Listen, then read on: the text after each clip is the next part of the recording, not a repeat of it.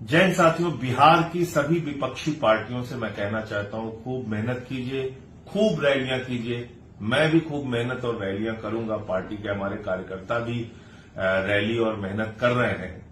लेकिन जो अज्ञानेश कुमार जी का योगदान है बिहार चुनाव में, उससे एनडीए के हक में फैसला तय हो चुका है। एनडीए की जीत पर उन्होंने पहले ही चुनाव के पहले ही मोहर लगा दी है, सर्टिफिकेट बांट दिया है, जो बात मैं काफी लंबे समय से कहता आ रहा हूं। ये एसआईआर के जरिए क्या खेल किया गया है बिहार में, 2-3 मिनट के अंदर आपको समझाने का प्रयास करूंगा। एसआईआर के जरिए क्या दावा किया गया था? घुसपैठिए आ गए, इनको तो भगाना है, बांग्लादेशी आ गए, रोहिंग्या आ गए, यही तो चिल्ला रहे थे भाजपा वाले।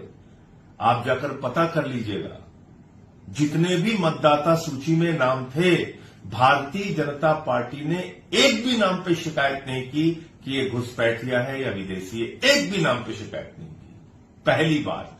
दूसरी बात, जब अभी जो ये voter list, final voter list आई है, जिसके बाद अज्ञानेश कुमार जी के मुंह में ताला लग गया है, उनके मुंह से आवाज नहीं निकल रही है। पता है आपको कितने विदेशी नागरिक मिले पूरे बिहार के अंदर? 315। कितने मिले? 315। और उन 315 विदेशी नागरिकों में ज्यादातर हिंदू हैं, 78 मुसलमान हैं। 78 मुसलमान पकड़ने के लिए आपने 8 करोड़ मतदाताओं को परेशान किया, एसआईआर का हवा खड़ा किया, और विदेशी आ गए, घुसपैठिए आ गए, एकदम से हम पूरा परिवर्तन कर देंगे एसआईआर के जरिए। ये दावा कौन कर रहा था? अज्ञानेश कुमार जी कर रहे थे। इसलिए उनकी मूर्खता और अज्ञानता पर मुझे हंसी आती है। हालांकि वो बहुत चालाक आदमी है। ये अज्ञानता में वो कुछ नहीं कर रहे थे। वो दरअसल जो कुछ भी कर रहे थे मोदी जी के इशारे पर कर रहे थे, भारतीय जनता पार्टी के कहने पर कर रहे थे। और क्या खेल किया है इस फाइनल लिस्ट में, वो भी आप समझ लीजिए। 5 लाख डुप्लीकेट वोट हैं बिहार में। जो मौजूदा सूची हुई है, जो फाइनल हुई है सूची, उसमें 5 लाख डुप्लीकेट वोट हैं। यानी कि एक मतदाता 2 जगहों पे, ऐसे 5 लाख मतदाता है। एक मतदाता 2 जगहों पे, जिनका एड्रेस सेम है, पता सब कुछ एक जैसा है, नाम एक जैसा है, सब कुछ एक जैसा है, ऐसे 5 लाख मतदाता है। आप सोचिए, कुछ हजार के अंतरों से पूरे हरियाणा का चुनाव बदल गया। कुछ 1-2% वोट के अंतर से दिल्ली का चुनाव बदल गया।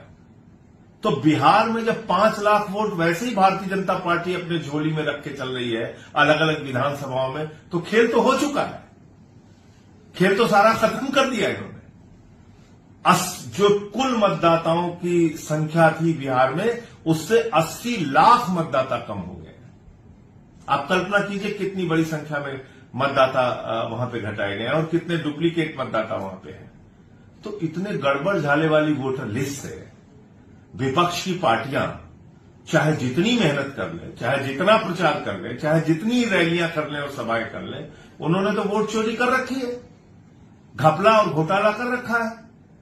तो चुनाव में जो एसआईआर के जरिए घपला करने का मकसद मुख्य चुनाव आयुक्त अज्ञानेश कुमार जी और नरेंद्र मोदी जी का था, वो बिहार में सफल हो चुका है। और इस मतदाता सूची के आधार पर अगर वहां चुनाव होता है, तो नतीजे आज आप मुझसे लिख के ले लीजिए कि सर्टिफिकेट पहले ही जीत का एनडीए के प्रत्याशियों को चुनाव आयोग ने बांट दिया है। अब सोचना आपको है, तय आपको करना है कि आप इसका कैसे और विरोध कर सकते हैं। माननीय सर्वोच्च न्यायालय इन दलीलों और तथ्यों को सुनेगा या नहीं सुनेगा। अगर सुनेगा भी तो क्या इन तारीखों को रोकेगा या पुराने मतदाता सूची पे चुनाव करने का आदेश देगा? ये तमाम ऐसे सवाल हैं जो बिहार के चुनाव को लेकर खड़े हो रहे हैं। हाँ, ये जरूर है कि इस प्रकार से लोकतंत्र तो नहीं चलेगा, वोट चोरी जरूर चलेगी। जय हिंद।